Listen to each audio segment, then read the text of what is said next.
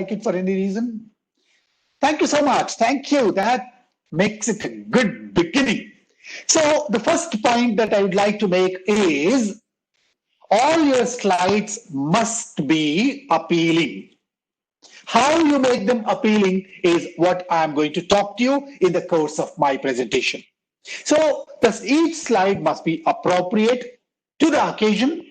It must define, it must present, it must demonstrate a certain purpose, and also it must suit the content that you are going to present. Okay, so let me move from there. So I've chosen this background. This is a template. This is a template I've chosen from the web, but I've not used it as it is. I've made some changes to that to suit my taste, my color combinations, etc. And I've used it here. I'm going to show you lots of other templates also. Start. I sent you an assignment in the morning today. I posted it in all the 6 WhatsApp groups that have been created to interact with you during these last 4 or 5 days. So the commissionerate has been interacting with you through those WhatsApp groups. I gave you a very simple assignment and I did not expect you to respond to me. I just asked you to reflect on something. Recall any one or a few presentations that you saw in the past, maybe made by you, made by others, made by your colleagues, made by your teachers and others. And if you considered it a bad presentation, what made that bad presentation bad? What do you think could have improved? What do you think could have been done better? This was the assignment that I had given you. I did not expect any responses, but surprisingly, I got many responses. So once I posted that patch, they knew my number and they posted responses to me. I must make a very special mention of 2 people. One is C.V. Krishnaveni and one is G.S.V.S.V. Prasad. Both of them, why I'm taking their names particularly is that they made self-assessment of their own previous presentations. And that was really wonderful. I did not expect that. So they looked at their own previous presentations and gave me some comments about how they could have been better. I liked it. In fact, that should be the beginning. And in case everybody does that, my purpose is met. So look at our own presentations and ask ourselves continuously how we can make them better. That was the idea when I gave that assignment to you. Right. So this is one more template that I have used. And this is the contents of my presentation. So how many parts are there in my presentation? Can anybody tell me quickly? 5, right? I don't need to ask you that. That's a child's question. Okay, so there are 5 parts to it. What did I do? I chose a template from somewhere, right? I changed the titles. I added text to that. I added my name to that. And I added some pictures to that on the right side. And there were only the provision to add 4 items in this template when I found it on the web. But I needed to add 5. So what did I do? I make some adjustments here and there. I pulled it here, I pulled it there, and I found space for a 5th one so that the template that was readily available could be redesigned to suit my requirements. All of you can do that. There are millions of such wonderful templates available to us on the net, and almost all of them are free of cost. So you can download them, and many of them are free of copyright, and you can use them the way you want. Okay, so whenever you are seeing a slide, think of 2 things. One, the content that I am presenting, and the slide itself that I have made. So the content that I am presenting is for you to follow perhaps when you make your presentations. And the slide that I am making is a kind of a demo, right, of what is possible when you have to create slideshows and videos to make your lessons. Okay, so what are the 5 parts in my presentation? A for appearance, B for body language, C for content, D for delivery, and I thought of an E. I wanted to add E tools there, but when I looked at the flyer, I was told only 4 or 5 days ago about this FDP, and when I looked at the flyer that came to me 2 days ago, there were so many technical experts presenting all kinds of tools. And yesterday there were some, today there were some, and the next few days also, you are going to be introduced to lots of very useful and very highly sophisticated and extremely relevant to teaching situations, that kind of tool. So I removed that, and instead of e-tools, I've added PowerPoint guidelines. So let's discuss guidelines.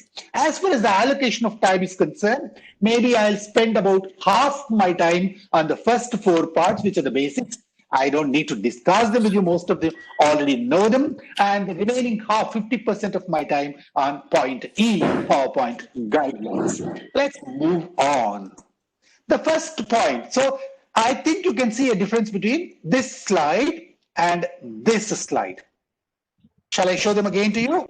This slide, this was the first one on the contents, and this is the next slide I'm going to use to talk about appearance. Can you quickly write in the chat box, what difference do you see between the two? I'm showing them to you again, this one and this one.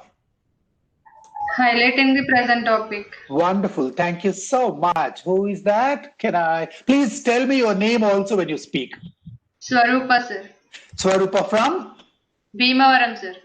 Swarupa from Bhimavaram, thank you very much for being the first to answer that question. So I have highlighted one of the items, like when you hold a book in your hand, there are section breakers.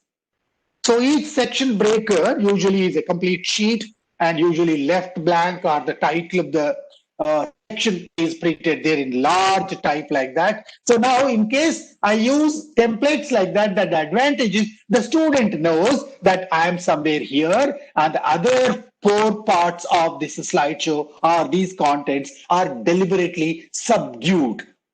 I use a different color, or I completely, mute them or do some such thing so that I highlight what I want. So slideshow allows that.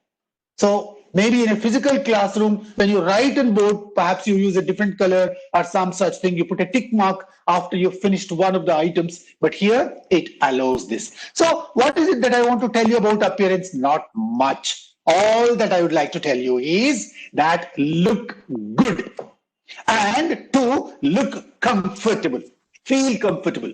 So just keep these two things in mind. What are the two? One, look good to yourself, look good to others.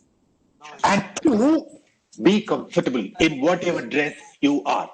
Ask yourself if you are comfortable in that, for that season, for that situation, for that surroundings, for that kind of light that's there in your room. I think you are doing good.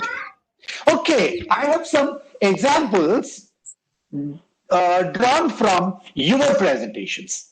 I told you already, some 300-400 links have been set to me. And what have I done? I've taken a look at most of them. So there is one picture here. I think you can see that on the right side here. So this is an actual picture of one of the lecturers who made a presentation on some subject. I've deliberately, used some artifact to subdue that. Okay, so this gentleman who did a great job, I told you already, if I am choosing an example here, it's one of the best presentations. So this gentleman has done a great job, but he is wearing a collarless t-shirt. Okay, so now the question is up to you. I'm not making any judgments on this.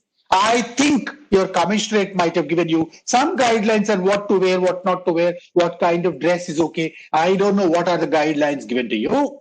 But I think maybe personally, I would not have approved of that. Maybe in case you have to wear a t-shirt, a collared t-shirt would not have been at least better. A pocketed, a collared t-shirt would have been better. But anyway, I'm again telling you, I leave it to you. I leave it to your commissionerate to, as far as the choice of the dress is concerned. There are three pictures here I've taken again. The three pictures of three people who have made presentations extraordinarily, brilliantly, perfectly dressed for the occasion. So I congratulate all of them for doing that. And then I think you know about appearance. I did not find any major serious issues as far as your dress is concerned. And all the presentations are made in good dress. And I think I must give your my appreciation to every one of you for taking care of that. But maybe something else that I would like to add is it's not just the dress when I talk of the appearance. It's very small things. How have you shaven? Do you have a clean beard or not? For instance, even small things like whether your nails are clean or not, sometimes the camera catches even that. Sometimes the camera goes into close shot, and then even if your nails are unclean, your hair is untrimmed, or maybe your nostrils are not clean, so it catches, the camera catches that. So be very careful, right, when you appear before the camera. Take care of that. Appearance includes all that, right? Okay, let's move on. I go to part two. Very little that I have to tell you, know. I hardly spent a few minutes on that. Right. Body language, the second one. The subject seems to be very vast, but I'm not going to take much time. I'll just give you a few tips and stop there. So what have I done now? I've highlighted the second part of my contents, and that automatically makes the students, in case I'm using the classroom, it helps the students understand at what level, at what point I am in the. This is something like a language teachers know what are linkers. So it's something like a linker that helps me place myself where I am. Okay, let's go on to part two. So part two is body language. Body language has all these items going into that. I'm very fond of creating lots of anagrams. Whenever I make a presentation, usually I create some anagrams. I love them. So I'm giving you one more anagram today, ENDMAP. Remember ENDMAP to talk about body language. What are these 6 things?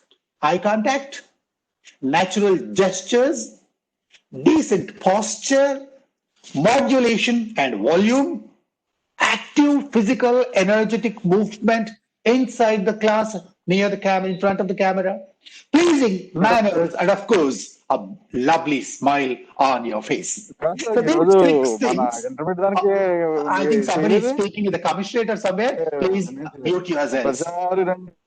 Is it the commissioner office? Right. Okay. So these 6 items are what make the body language. Take care of them. I don't want to go into too many details and tell you what each one of them, what is eye contact. I don't have to, make it a very basic kind of a lesson. You know what eye contact is. But one simple tip that I can give you.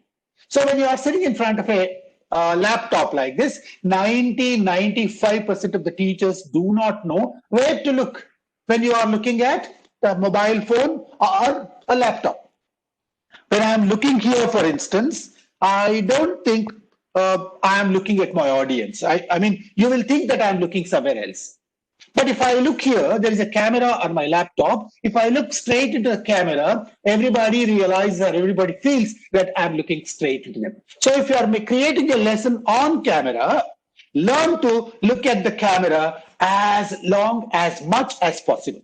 Of course, you need to look at the screen sometimes, but you can take a quick look at the screen and come back to the camera. That gives the audience a feeling that you are making eye contact with them, which of course is extremely possible in a real physical classroom, but in an online class, it's a difficult item. I saw during the last part of the first presentation, nearly 99% of you had switched off your cameras. I don't know why. Maybe is that the instruction given to you?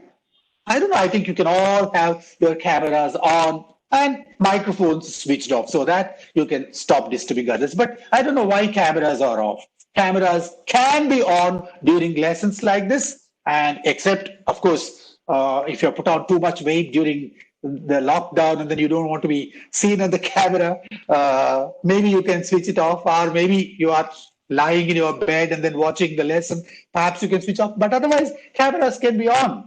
In fact, it should be such that the presenter also can see them. Anyway, coming back to that. So eye contact is something that you need to master when you make this lesson. I'll come back to this a little later also. So the gestures must be natural. And in case you're standing and making a presentation, most of you were standing near the board and making presentations. They are all video lessons. So a good posture is essential. Volume. This, of course, is partly body language and partly delivery. That's why I put it here anyway. Then some movement must be there. In case you sit very rigidly, or in case you stand very firm and you don't move at all, there is no, even in a physical class also, suppose the teacher stands in one single stationary position, how will that be? The teacher must be on the move. The teacher must be mobile, right? It must be continuously monitoring the class. So similarly, in a video class also, in a TV class also, there must be some movement, energetic movement. And finally, a smile on the face, I think, has no substitute to make your lesson really very impressive and interesting. Right. So let's quickly going on to part 3, the content. What can I tell you about your content? You're all subject experts. The very fact that you've come forward to accept these responsibilities and you're so very passionate to make these presentations, you've given your names, you have given your interest, you've shown your interest to make these online presentations. That itself is proof that you know your subject thoroughly well, right? Otherwise, you would not have come forward, right? If you are not very, if you're diffident about your subject, if you're not very scholarly, you would not have accepted this assignment. So, as far as content is concerned, very little to tell you. What is that? Keep 3 P's in mind. After you've accepted the topic, after it has been assigned to you by the commissionerate, whatever subject, whatever area. So do 3 P's. 3 P's are what you need to remember. The first one, plan your lesson. Planning includes, I think, knowing who are your audience, what level, what medium, right? Is it going to be bilingual or only in English or only in Telugu, right? And then what level? Are they first year students or final year students, or I mean, whatever levels you teach? I think all of you are graduate teachers, I think. Then why are you making this presentation? So there are a reason. So is it just to inform them, or is it a soft skills class where you are trying to motivate them? You are trying to give some instructions, or what's it? So know it very clearly. Maybe you need to make some notes of this. Then prepare. Preparing is another very important part as far as the content is concerned. Right? What is preparing? Do a little research, right? Lay your hands on some books that you can reach, and in case you have a library, go there and then find necessary material. Of course, these days, all the library, the entire library is on your laptop and on your web, and you can access a lot of information, but don't go, I mean, don't stray into that, get the right kind of information that you need, and after that, you organize that information. You structure that. Point 1, point 2, point 3, paragraph 1, paragraph 2, paragraph 3, item 1, item 2, item 3, like that. So you structure that properly. All this is preparing. And I've used a big arrow there for practice. So no substitute to that. Do as many different kinds of practice as possible. Practice in front of a mirror, practice to yourself, practice before your family, practice before a few friends. Invite a few friends. Of course, during the pandemic, it's not possible, but otherwise you can invite 1 or 2 friends, offer them a cup of tea or whatever, and then you can present it before them. A full-length presentation, not just a gist. In case you're a beginner, if you are an expert, I think quite a few of you are very, very advanced in their skills and talents. I know at least 50 of the names that I've seen, all of them have done maybe 20, 30, 40, 50 video lessons already. They're all really very good. They don't need this presentation. They don't need any tips on that. They are extremely good because I've seen their presentations in the past. And there are some of them whom I worked along with. For instance, Dr. Vijay Babu is there, Rosalind is there, Madhav. I did presentations along with them in the past. And that's why I know that they are very highly skilled. That's why I don't need to give tips to them, but for the beginners. So rehearsals are absolutely essential. Practice, I use the verb form of practice, SE. So plan, prepare, practice, right? As much as possible. The last part present, of course, is, I mean, not regarding the content, that's about the delivery, but the first 3 parts are what you need to take care of, the content. Okay, let's move on to part 4, delivery. I think this needs a lot of emphasis. I mean, again, for the youngsters, for the newcomers. So, and they need to some skills relating to delivery. Can you quickly, before I think already it has been a long talk, can you please quickly go to the chat box and write how many video or TV lessons have you already made? Just give the number 1, 2, 3, 4, 0, whatever. Just give the number. Oh, 200. Who is that? I think one second. I think somebody, Vijaya Lakshmi. Oh, wow. Somebody has done 1. And Pragati has done 4, it seems. See, Siddharth has done 1. Somebody has done 17. Mallikarjuna. Wow. I think Malati Gabriel has done 3. Madhu has done 1. 20. Who is that? Krishna Kumar. Congratulations. Srishkant has done 10. Kusuma Priya has done 15. Okay, so those who have done 15, 500, 200, I think I have very little to tell them. In fact, I need to learn from them. But those who have done 1 and 2, there are many of you who have done 1, or I think 2 or 3 of you have written 0 also. So in case you have not done that, or you are just beginning to do them, some tips that I can give you about the delivery. I've just wrote 1 slide about this. Right. So what is it? So when you stand in front of the camera and begin, one thing that should be uppermost in your mind is to make the concepts that you've chosen to present as clear as possible. Clarity, most important. If you speak for 1 hour and at the end your students have not understood much, I think the whole purpose is lost. Your effort is wasted. So ask yourself, how can I make the content that I am going to present as clear as possible? What tools can I use? How slow must I go? What assessment tools can I use in the middle? Right? What kind of questions can I ask in between? Where should I stop? How much is okay? Ask yourself lots of questions to find out what clarity is. And also, you are the best judges of your students. What kind of students do you have in your class? My students don't understand anything is a common complaint. But that's why we are there, no? We are there only because our students are not good, only because students cannot understand, do not understand. If there is something that they can understand on their own, why are we needed? We are teachers in the class or on the camera only because we need to make things clear to our students. So there is a complex concept. How can I make that easier for my students to understand? Teachers are not paid to make simple things complicated. Some teachers do that, unfortunately. So we are here to make difficult things easy. Whatever subject, whether it's physics or maybe a language subject, whatever. Right. However, in fact, the more complex the concept is, the greater the effort that the teacher should make to ensure that the students understand it. And the tool that's available is being clear. Right. Be crisp. Don't talk unnecessarily. Talk as much as is just needed. Be natural. Right. Don't look artificial. Of course, initial stages when you are just going to begin making presentations, there'll be a little problem. You will be stiff, you will be a little nervous and all that. But I'm sure you will get get into it very soon. That's not a problem at all. Be natural and be vivid. I'll talk about that, what is vivid, a little later when I come to talk about the last part of my presentation. Okay, so this is what you can do to make your presentations, to deliver your presentations effectively.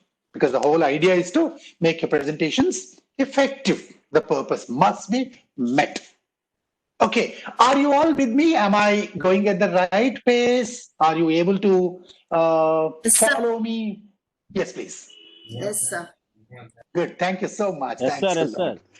Thank you. Good. Okay, right. Let me come to the last part and an important part of my presentation.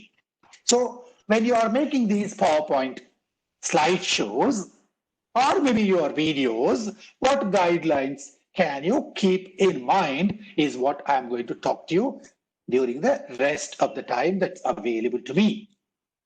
Okay, I have just created one more anagram for you to remember it very easily. The anagram is BULLET, bullet. And what does bullet stand for? Be simple, use highlighters, use legible fonts, use limited colors, enrich your slideshows with lots of audio visuals, and try two rules which I'll explain to you in course of time. One is a 6x6 rule and one is a 2x2 rule.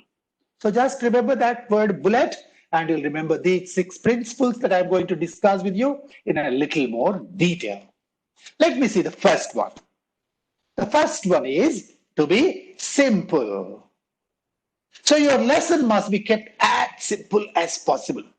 Somebody said, tell what you want to tell, and tell what you have told. There are 3 parts to every lesson that you make. Any lesson, any subject, any time, either virtual or physical, postgraduate level or primary school level, wherever, a lesson must have 3 parts. What are the 3 parts? Tell what you want to tell. My contents page, for instance, right? I wanted to tell you 5 things, and that is what I wanted to tell you. Tell what you want to tell. Tell you want to tell is the introduction. Tell, one word, but that's the main essence of it. Maybe 80%, 90% of your presentation is the second part. Tell. That's what I'm doing now. So after I showed you the first slide, the rest of it is tell. Okay, and finally, before you leave, just abruptly leave, tell what you have told. Summarize, conclude. That's all. Simple. Right. Okay, now I have done some small experiment. To tell you about how a slide should be simple, I used this slide. Now tell me, is this slide simple? Yes or no? You can write the letter S or YES to tell me if this slide is simple. I am waiting for your responses. Visible, sir, visible. Visible, now visibility is different. I am asking, is this slide simple? Yes, sir. Okay. Are there, okay, oh, maybe I'm in the wrong place. I think, yeah, yes. I'm getting lots of responses here. Good. Okay. Oh, I think many others answered my earlier question. Oh, you did several, I think lots of, I think it's not scrolling automatically. I think many of you have done many lessons. I have lots of answers also here. Okay, this slide is simple. Now, I am showing the same text to you, right, in a different slide. The content is the same. Tell what you want to tell, and tell what you told. Is this slide also simple? On the surface, it looks simple, but in my opinion, it's a bad slide. Why is it a bad slide? Because the text is not perfectly visible. There is an unnecessary picture behind, and the colors are not contrasting, and some of the text is hidden by that. And what I am going to tell you, and then those flowers, I don't know how they are related. Both are, yes, distracting images. You are right, not clear. Yes, thank you so much. Yes.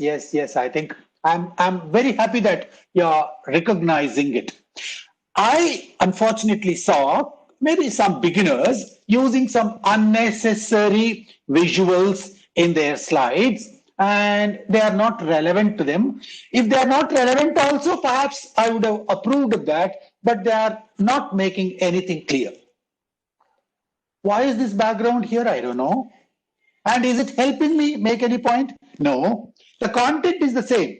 So youngsters, please remember this: when you make slides, try to make as many slides like this as possible. Be simple. And this is not only the slide, even in your delivery also, your presentation also must be as simple as possible. Don't use one tough word, not necessary. I'm an English teacher. I taught English for maybe 36 years. After that, last 8 years, I've been training teachers. And that means 44 years I've been teaching. I have deliberately, consciously endeavored all my life to make things simpler. Endeavored, right? So what I used to say endeavored, but I've made myself easier for people to understand. Use simpler language, make concepts simpler, make your slides simpler, right? Make things easier to understand. Okay, so this is the first point in the word bullet. Now, these are actual slides I've taken from your presentations. You can imagine how much effort I've put in to go through all your presentations and collect these samples. So these 6 samples that I've chosen, I told you already, please remember, if I have chosen a sample from your presentation, it is an excellent presentation. Otherwise, I have not have chosen.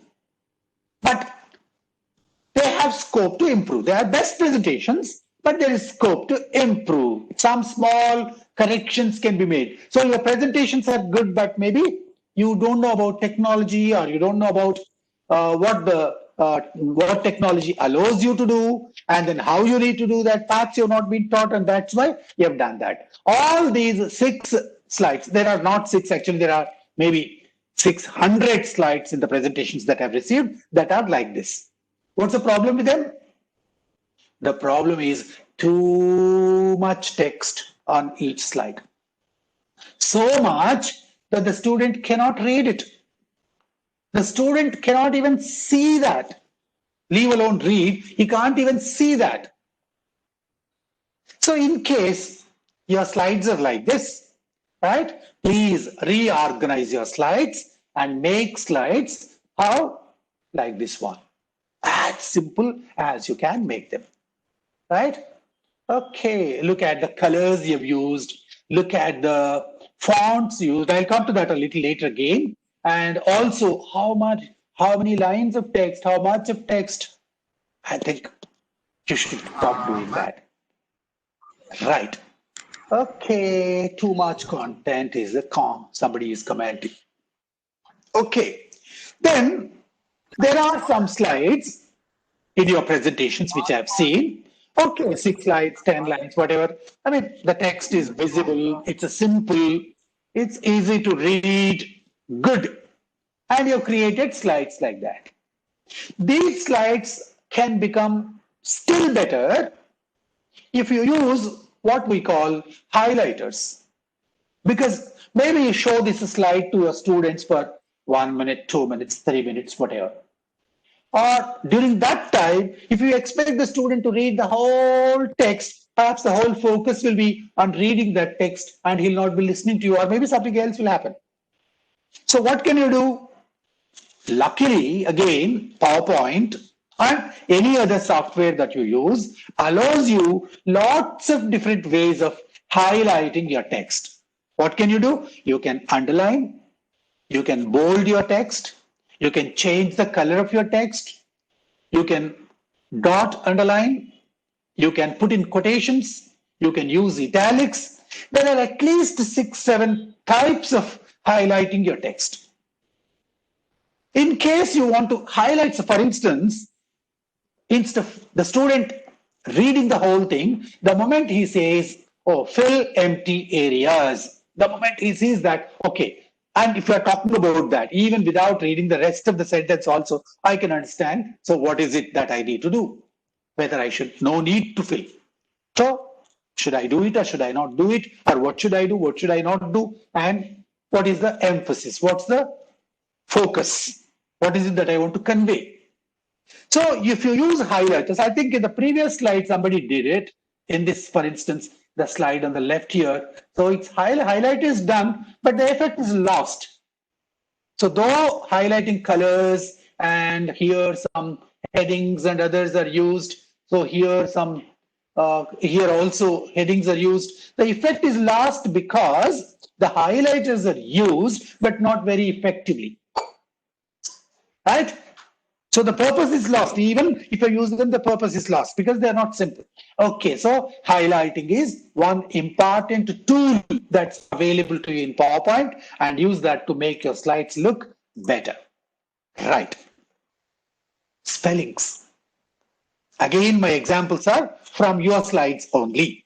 Not to point out at anybody's mistakes, but all to tell you that sometimes we overlook. Sometimes we take things for granted. Sometimes we ignore, or we don't take time to edit them. We do it in a hurry. But we are going in front of the students. Our slideshow most likely is going to be preserved by the Commissionerate of Collegiate Education in some digital format, even after 10 years, 20 years, 30 years, 50 years also. Perhaps somebody can watch that because it's going to be on YouTube. YouTube preserves every single video that's posted on it. Maybe your children will see them, or maybe your great grandchildren will see them again. So if you don't take enough care to see that your presentations are, proofread, edited, taken care of, I think you are making a poor image of yourself. For instance, this is a beautiful lesson. That's a wonderful lesson that I've seen, one of the best lessons that I've seen. But suppose Puja Landu Konuta, instead you said Puja Landu Konuta, Apakirti instead of Apakirti, protein instead of protein, become without any space after B, and listener, so without E there. Suppose you make mistakes like that. What's the problem? I told you already, the problem is that this is going to be as it is forever. You cannot go back to the CCE, or you cannot go back to the live lesson, and you cannot going to change it. Take care. When you give a title, be careful. For instance, one of the titles I saw is how to improve English. So I think, one word added to that would have made more sense. We don't improve English. We improve our English. I can improve your English. I can improve my own English. I am not somebody who can improve English language. So maybe you can change the titles, right? Use the title case. Look at the small box. You see somebody has used this tax on supply of the alcoholic liquor for human consumption. So what is the problem here? The problem is, instead of using the title case, capital letters and small lowercase are used, in whatever manner you like. For instance, T begins with tax, begins with a capital letter, alcoholic begins with a capital letter, and supply begins with a small letter. Tax and tobacco products, upper and lower. So to do it very easily, there is something called a title case. When you are typing it in the Word format or in a PowerPoint slide, you can use that title case, and whenever you have a title, use it so that all important words, we call them technically content words, all content words begin with capital letters in titles. Okay? So take care of these small things. I told you already, these are excellent lessons that I've seen, but small corrections are what are needed. Okay. Then the problem is with the fonts. I've seen at least half a dozen presentations among the ones that have been sent to me, right? With some fancy choices of fonts. I don't know why you use them. You're not writing a certificate. There are some fonts that are very good, that look good on certificates. We use the scripts, right? But presentations like this should not have that kind of fancy fonts. How difficult it is to read. Even if you make them very large in size, it's still difficult for me to read fonts like this. The simplest, in fact, I think the Commissionerate might have given you some guidelines already on what fonts are acceptable and what are not. Use the right kind of fonts. Typically, I think they give some guidelines. Maybe CCE has already done that. Please strictly follow that. Generally, they avoid they avoid all kinds of fancy fonts, and then they suggest that these are the standard fonts that should be allowed. When you go to a TV studio also, generally in the last minute, I saw some teachers coming in the last minute. And when they rush there, the technician takes your slideshow and he suddenly changes all the fonts. Because his system does not accept all kinds of these these kinds of fonts. So when it changes, sometimes lines run over, sometimes words disappear, sometimes some problem occurs when you actually go to the slide. In the olden days, we were asked to go one day before to the TV studio and make all these corrections necessary, and the next day go to the studio and make presentation. I don't think it's happening like that now. I don't know. I'm not very sure. So in case you use the wrong fonts, you will have a last minute problem. Right? Please avoid this kind of slides. Don't use unnecessarily fancy kind of fonts. Use legible ones. Fonts that are legible. And one more, I told you there is something else. So no more than 2 fonts on a slide is a beautiful guideline that you can keep in mind. So far, I have shown you some 25 slides already. I've kept this principle in mind. None of my slides has more than 2 fonts, just 2 fonts in a slide. Of course, if you are teaching a science subject, and then if you have some special purpose, suppose you are using 10 fonts for a certain purpose, you must know why you are using them. If you are a third font, why that third font is needed. In case there is a reason, it's okay, but not just for the sake of it. Maybe 1 font for the text, 1 font for the title should be absolutely perfect. Should be enough. Even within the text also, I told you, if you are using 1 font, you can highlight that, change the color, underline that, whatever. Again, still 1 font only. You can italicize that, right? You can put that in quotations. That means 1 font is enough to do whatever you want. The second point is not necessary. But still, in case you want, maybe 1 for the titles and subtitles and 1 for the rest of the text should be more than enough. Just 2 fonts is what I suggest. I don't know if there is a rule like that, but maybe if you follow that, I think your slides will look much better. Font size. Choose the right size. See how far your students are going to be from the TV screen, from the mobile screen, from the laptop when they watch your lesson. Suppose you use this 18-point text on your slide. What happens? The student cannot see that. I saw slideshows by some very senior scholarly teachers. Unfortunately, they don't know some simple technological things. I mean, the little techniques, little tips. They are very great scholars. Their presentations are extraordinarily good. But because they don't take care of this, I think the effect is lost. So please don't allow that to happen. Use the right size. Maybe in my, from my point of view, maybe 40 point perhaps is ideal. That 40 looks really good to me, and I think that can contain all the text that you need to present. So use the right, the letters must be at least that large so that the students they don't need to strain their eyes to see it. Okay, right, colors. Many teachers, again, in at least 50 of the presentations that I've seen, the sample lessons that I've seen, I mean, you use some colors just like that. I don't know why. Why do you need so many colors in slides? I mean, it's not entertain. If you go somewhere to entertain your students, perhaps that's a different thing. Perhaps the purpose of your slideshow is to entertain. Maybe colors, animation, whatever, everything is okay. But here, these are academic slides. When you are making an academic slide, it should be decent. It should be dignified. It should be elegant. And in case you want it to be elegant, what should you do? Instead of using too many colors, just use 2 colors. And these 2 colors also must be contrast. If you use a certain background, the text must be contrast. If you use a dark background, I mean, a very light color for the text will make it visible. For instance, this background is white, and I've used black color here. Absolutely, clearly, effectively visible. Suppose this white background, I use the yellow text. Somebody has to switch off the audio, please. Yeah.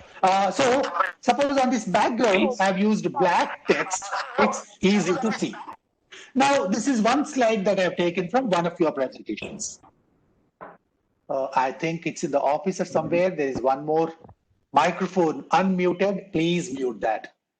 Okay, so this is a slide I've taken from one of the presentations. So this presenter has chosen a pink background and yellow text. I mean, maybe in a normal situation outside in the natural world, perhaps this combination might look very appealing to the eye, but not on the screen. Oh, it's very difficult to read. I think I cannot read it anyway, even if I enlarge it also. I don't think I can read it easily. And there may be some students who have some color blindness, some students may have some visual impairment, and all kinds of things we need to expect. So make it as easy to the eye as possible. The rule is use contrast. Light background, dark text, dark background, light text. Just remember this simple principle. That's about the fonts. Now, using some audio visuals. This lesson again is from one of your presentations, right? I think this is a Telugu lesson. I liked it very much. Beautiful. So what this teacher, I think it's a lady, what she did is that she was teaching about Astavasulu, I think. She chose a picture. She searched on the Google and brought that picture and she put it on the slide. I liked it very much. So whenever you are teaching, whatever, if you can identify some simple visuals like that, and if you add them to your slideshows become much more effective. Provided the condition is that they must be used properly. Okay? If they are irrelevant, if there's too much of them, if they are unnecessary, right? And if they are not connected to the text that you are the content you are teaching, I think they are wasted. I'll show you a 1-minute video. This is not from your lesson. My name is Kenna, and I'm going to teach you how to do a great presentation. It's my version of a TED Talk. Number 1, entrance. When you walk in, you have to be confident. Smile. If you don't smile, the audience is gonna be like, what? You have to walk in confidently. You should have your shoulders back, but not like all the way back. Don't move around so much, because that's a little bit distracting. Because then the audience is gonna lose attention. If you're having a little bit of trouble putting your hands by your side, you can put your hands above your belly button. This is a very good speaking stance that I actually use a lot. Here's the most important part, introduction. You need to get these people attention in 10 seconds, because that's it. 10 seconds to get your audience's attention. If you don't use that 10 seconds, everybody's gonna start being bored. If I start with the hook, they tend to stay more engaged. Free desserts, family, and fun. Don't go yet. Last thing, eye contact. Eye contact. Eye contact. Eye contact. But make sure you have to look at every person in your audience. So they feel kind of like included. All right, that's all I have for now. Thank you. Thank you. Thank you. Hip. Okay, that's a 1-minute 5-second video. So how was it presented by these little children? Okay, I'll maybe in case we have time, we'll discuss that a little later again. What I was trying to tell you is whenever you are making a presentation, you can use objects, you can use charts, you can use videos, you can use other slideshows built into that, embedded into them so that your lessons become visually appealing. Okay, and when you are making the presentation, face the audience. I'll come to that in the next slide. Okay. Then there was a problem I found in about 30, 40, 50 presentations that I've seen. So maybe it's not the problem with the teacher, it's the problem with the cameraman. So you have asked somebody to shoot you, and then you have given the camera to somebody, you are making the presentation here, somebody is standing there and then shooting you. So you must have given instructions to your personal photographer. It could be a member of your family or maybe a colleague or a student or whoever, always to ensure that you are in the frame. Unless you have some deliberate purpose. So if you are moving out of the frame, there must be a purpose. Suppose I am talking to you now, suddenly I disappear from the screen. So what will happen? I think the same thing happens that in a physical classroom, you lose control over your class if you don't appear there, if you are not there. Suppose you give an assignment and then go to the next hall or somewhere else and come back. In the meanwhile, you can imagine what happens in your class. The same thing happens virtually also. So as far as possible, we must be constantly in touch with the student. The student must be able to see me.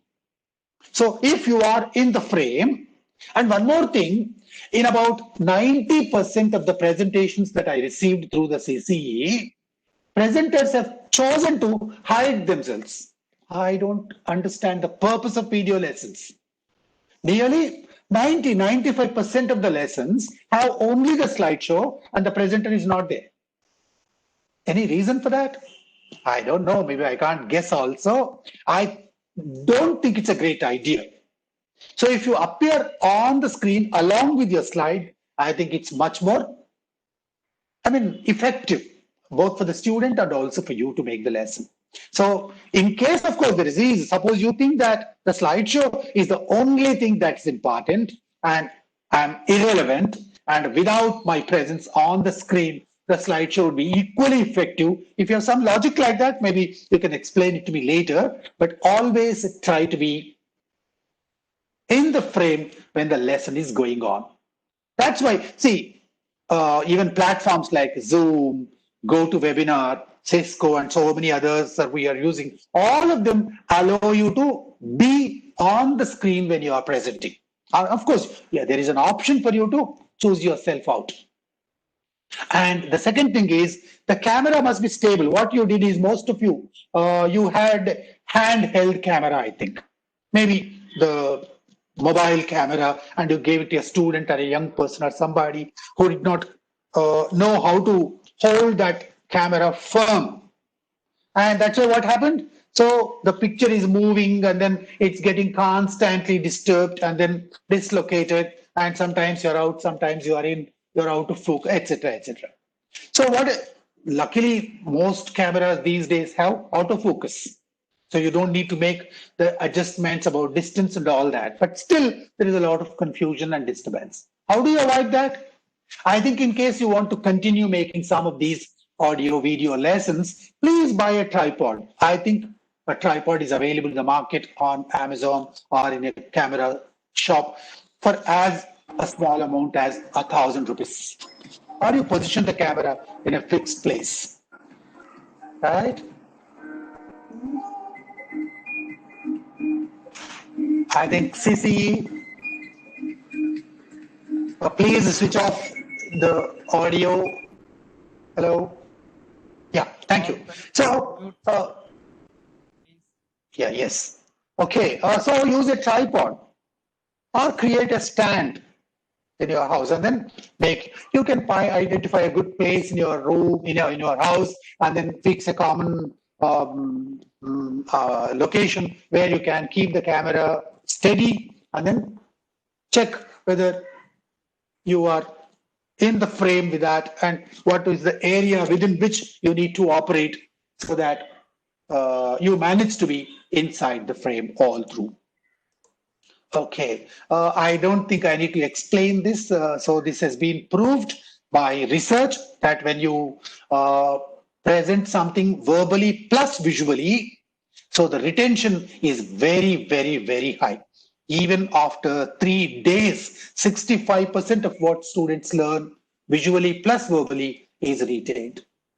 Okay, so this slide itself, for instance, so this slide is a visual verbal format of I am talking to you, I am showing something to you. So this is easier for students to grasp and remember than just speaking. That's why use visuals, use audios, use videos, use pictures, and use any other effective tools that you can. Then I talked to you about the 6x6 and the 2x2 rules. They are rules. I think they are rules because they make your presentations really very good. What are these 2 rules? No more than 6 lines in a slide. Rule number 1. No more than 6 words in a line. Rule number 2. No more than 2 fonts in a slide. Rule number 3. and no more than 2 colors in a slide. Rule number 4. These 4 rules, remember, create all your slides keeping these 4 rules in mind. Of course, if there are any real reasons, suppose I have a 7th line, I have a 8th line, there must be a purpose. I cannot break it. That's why I have chosen this. Or maybe I split my slide into 2 parts, 4 points on slide 1 and 4 points in slide 2. Right? So, for instance, this slide, how does it look? It looks simple, right? Just one font. I've used only one font here, right? And the fonts are quite large and they can easily be seen even without making the text bold. I think it's quite visible. Even if you are watching it from a mobile phone, it's not difficult for anybody to read. So if you keep these things in mind, I think your slides will be really wonderful, effective. I am sure your lessons will be much better to present for your students, and you are going to be some of the best presenters in your state for the commissionerate. Now, let me, towards the end of my presentation, I have another 15 minutes, I think. Okay, so these are some 8. I created one more anagram for you to remember. There are deliberately 8 lines. In the previous slide, I said 6 lines. All the slides I've so far used, some 27, 28 slides. All of them had this rule followed, but for the first time, I've broken the rule. So why have I broken the rule again? I mean, I would like to tell you 2 things. 1, if there is too much text, what's the problem? And 2, if I have broken the rule, do I have a purpose here? So I wanted to create, I created an anagram. The anagram is a delicacy, DELICACY, to make 8 points that I wanted to make. Very easy to make it easy for you to remember. And I wanted all 8 points on the same slide so that the anagram will not be broken. So if I show 4 letters first and then 4 letters later, maybe it's difficult for you to imagine that, think that it's an anagram. So maybe there are exceptions like that. Okay, what are the 8 attributes that I'd like to give you? Good presentations relate to delivery. Delivery means the loudness, the emphasis, the pauses that are in between, etc. Then the extent, what is the content, how much, what is the scope of the presentation? Is it facts that I'm going to present, or is it opinions? Does the lesson allow me to give my opinion? Or even if it allows, should I give my opinion or not? What is the structure? What comes first? What comes next, etc. Then what kind of language should be used? So language must be always apt. I don't want to make it an English lesson today, English class here, but I just would like to tell you the choice of words must be appropriate. Sentences must be as short as possible, as easy for your students to understand as possible. Ideas, whenever possible, whenever permissible, must be original, must be creative, must be presented originally. There are topics, there are lessons in which originality is not possible. For instance, if you are teaching a history lesson, you cannot be original. Maybe you can give a little opinion of yours sometimes, but you have to present facts only. In a science class, perhaps you have to present facts only. But in some areas, even in science also, lots of new creative ideas can be generated, right? So try to be that. The context, know your context. Who are your audience? What's the occasion? What purpose are you trying to achieve by presenting that lesson, etc. Your aim, are you motivating your students, instructing them, entertaining them, etc. Then all through your presentation, you must be absolutely in control. This comes with practice. This comes with experience. Be always cool and calm and confident. Think ahead, go prepared, well prepared, right? And finally, be yourself. Everybody has a style. Everybody must be natural. I mean, don't be too very controlled, conditioned by what others told you, but be yourself, develop a style of your own, and keep these 8 attributes of good presentations in mind. This is just to tell you what happens if you are using a PowerPoint slideshow. For instance, I wanted to use this pattern to make this slide. But when I tried it yesterday, I realized that only 7 items can be, in maximum 7 can be added to this. I had a 8th one. So I struggled yesterday evening. I struggled to add a 8th one. PowerPoint does not allow that. So I did a little trick to add that. Maybe some of you can try it at home. And in case you succeed, you can write to me how you did that. Okay. Okay, these are again some presentations that I have taken from excerpts that I have taken from your presentation. So what is this slide? గోనుపాడు గ్రామంలో 1893 July 14న జన్మించారు. తల్లి సూరమ్మ, తండ్రి వెంకట నరసింహం. గరిమెల్ల ప్రాథమిక. So what do you see there? So the problem with this, again, this is an excellent presentation. The teacher seems to be absolutely confident. I saw some of the parts of that lesson also. He did tremendously well. But the problem was he was reading out the text. Not for a few seconds, but most part of the time. So if you are reading out of the text, the problem is attention is lost. The students, focus is lost. The same thing happened in this class also. Shri बाल गौरी रेड्डी जी का जन्म 1 जुलाई 1928 को आंध्र प्रदेश के. So rule. So what is the rule here? Never read what is there on the screen as it is. Never read from any notes that you carry. Word to word, point to point, reading is a bad idea. So what you can do is you can choose, some important points, put them on the screen like I am doing now. So these are some 6 points on the screen, for instance. I am talking about them, but I'm not reading them out to you. So that should be what a good teacher does. On the right side, you see 2 pictures, again, 2 brilliant presentations. The one on the top is an English lesson. I liked it really, really, really very much. But the problem was in the beginning, I think he was seen on the screen for a little while in the beginning. So hands in the pockets. Of course, this is a very, very popular mannerism in the case of many men teachers. And I don't think it's a great idea because you are losing your hands when you put them in your pockets. So avoid that, right?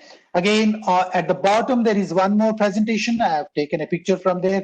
This teacher again did a great job, wonderful job, but she was too very rigid. She was sitting, I think she did not even move a millimeter while she was on the screen. So if you just add a little movement to that, in case you are seeing my presentation, please believe me, your presentations are excellent, right? But this small change can make your presentations extraordinarily much more brilliant. Okay, so that's too much of rigidity on the గోనుపాడు గ్రామంలో. Okay, then these 3 presentations again are really, really, really very, very, very good presentations. But the problem is these teachers all the while for achromatism when the 2 lenses are separated by a distance. Remember, students, only one equation we are using. Okay, stop equation that. for a condition for achromatism. Okay, what I'll do is I'll come back to this. So what was the problem with this? The problem was I have a 2-minute excerpt of each one of them is 2 minutes long. So during the entire 2 minutes, the one on the left, the one on the right, again, very scholarly presentations, absolutely flaw-free, brilliant, both the teachers. But what was the problem? The problem was all the time when they were facing the board. They did not look back at all. So by doing that in a physical classroom, you know the problems. The same thing happens in a virtual class also. So in a physical classroom, if you turn to the board and make your entire presentation turning there, you don't know what your students are doing, whether they are listening to you or not. Here, perhaps you cannot see your students, but your students lose contact with you. Your students lose focus because you are not there. And what is the solution? The one in the middle is a solution.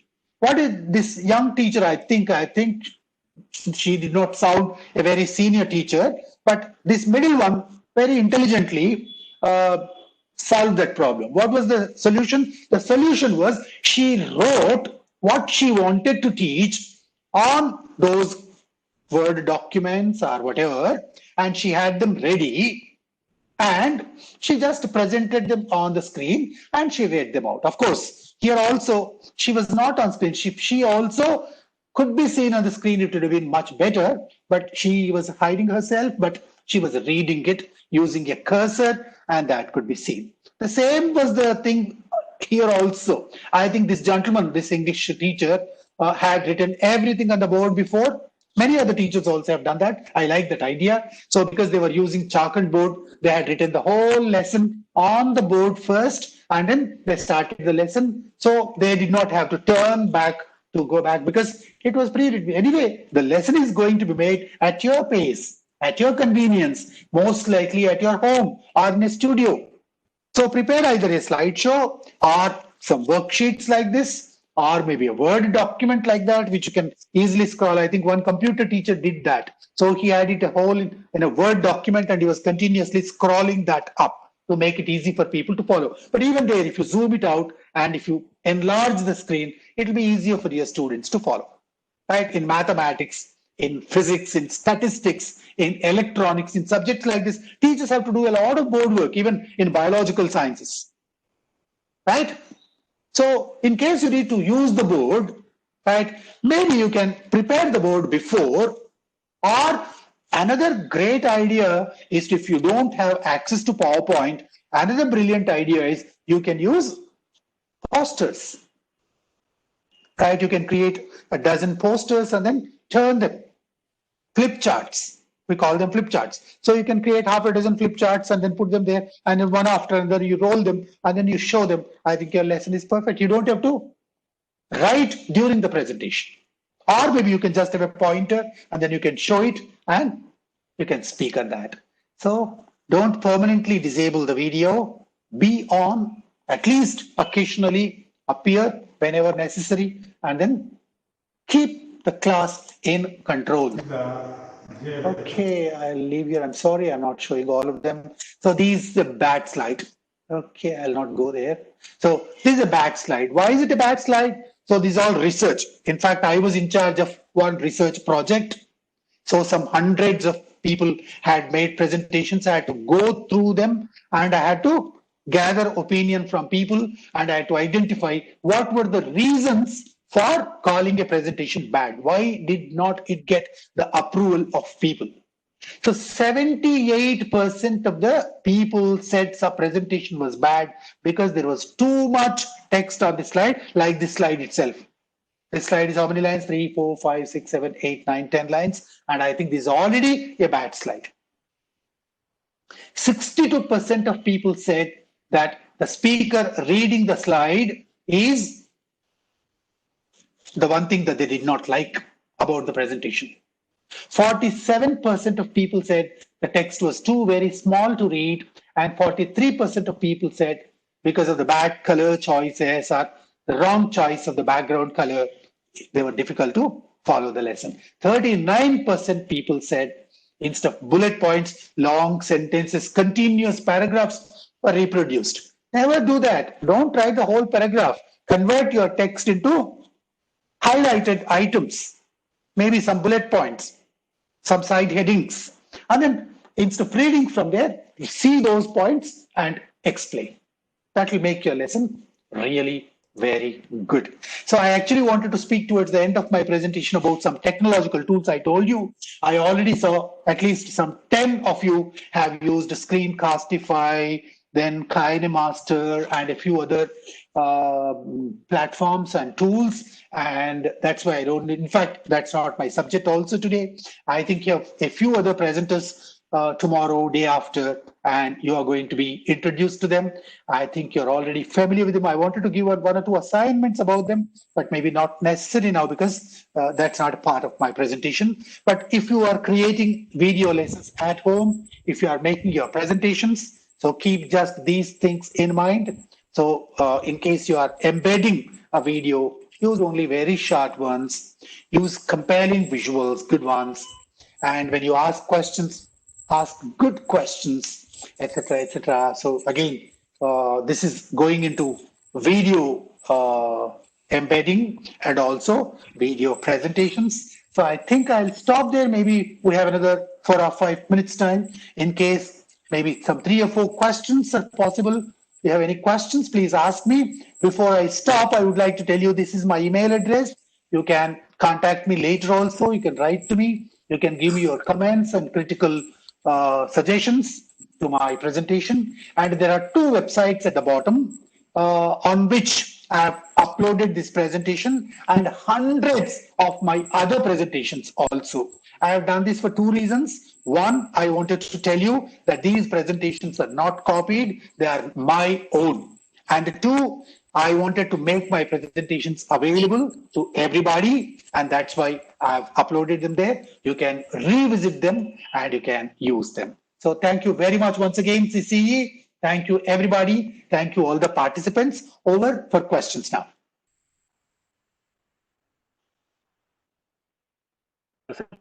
Gangadhar, sir. Right. One by one, please. Gangadhar will speak now. Yes, Gangadhar. This is Gangadhar, sir. Yes. Sir, please, very useful to the classwork. My question is, you have added A, B, C, D, E, and also bullet, where you have not mentioned the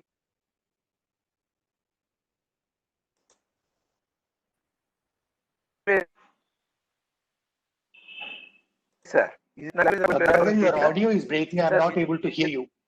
Sir, is Sorry? it not, sir, is it not language? Is it not language? Is not? Is it not language? Is not? Please repeat your question.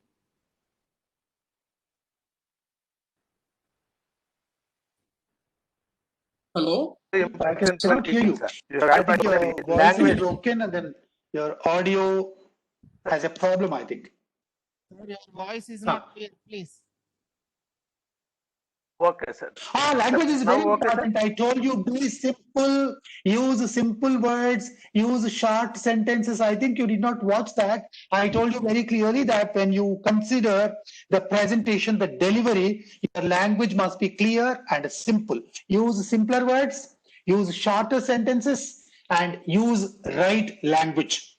Maybe about grammatical errors and all that, that's a very big area again. I also told you that you must be very careful with spelling, with punctuation, how BCom is written, how BSc is written. One punctuation error can catch you on the wrong foot and trouble you. So I made an indirect reference to that. I did not give a whole lengthy presentation on language because maybe I thought that will be taken care of by somebody else on some other day.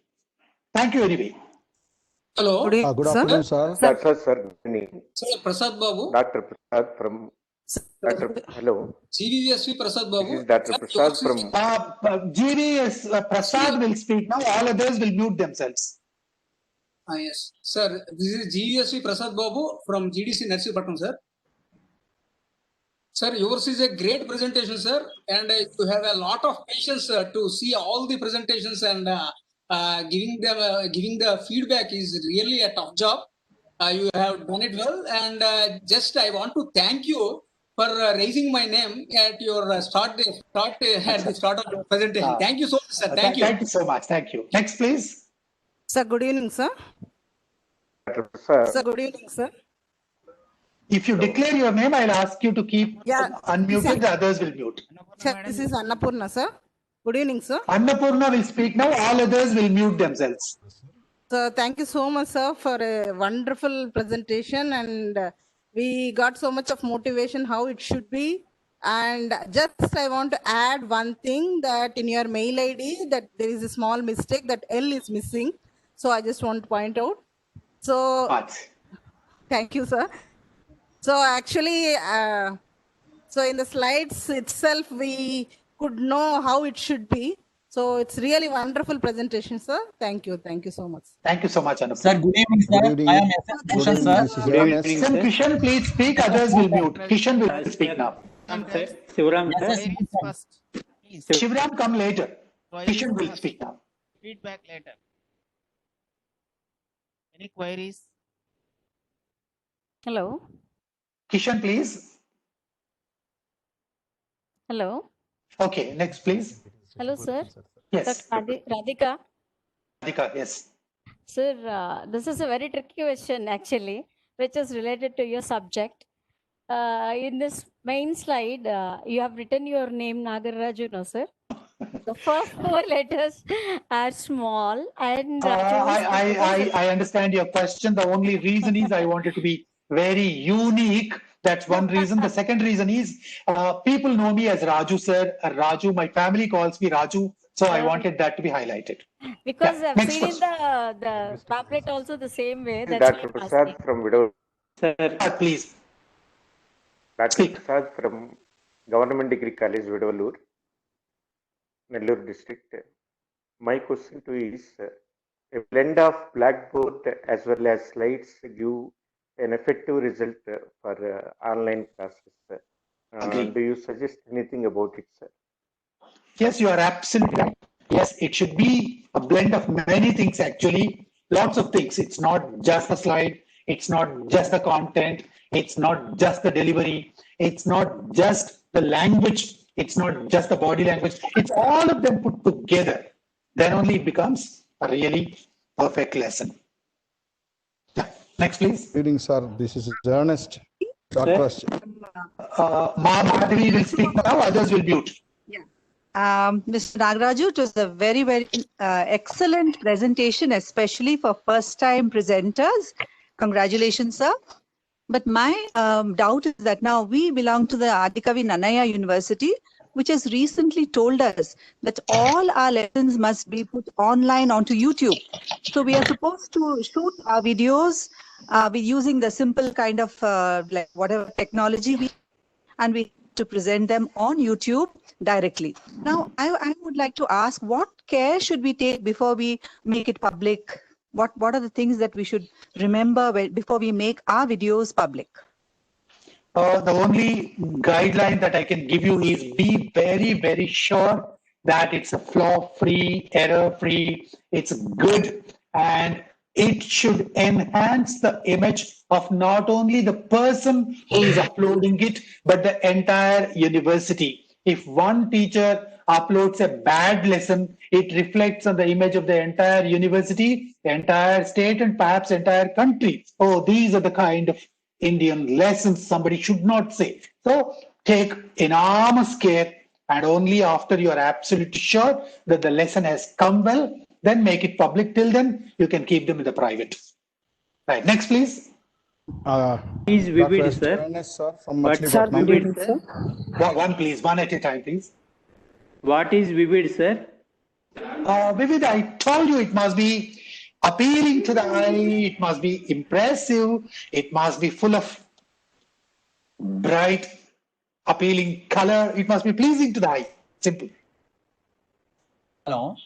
It must give you an impression. The student must be able to visualize it when you speak something, no? So maybe it could be your action, it could be your presentation, it could be the visual that you use, the language that you use. The student must be able to create a mental picture of what you say. That is vivid. Right, next, please. Dr. S.J. Ernest from Machilipatnam, sir. Right. Dr. S.J. Ernest. Thank you. Hello. Yes. Yes, Dr. S.J. Ernest from Machilipatnam, sir.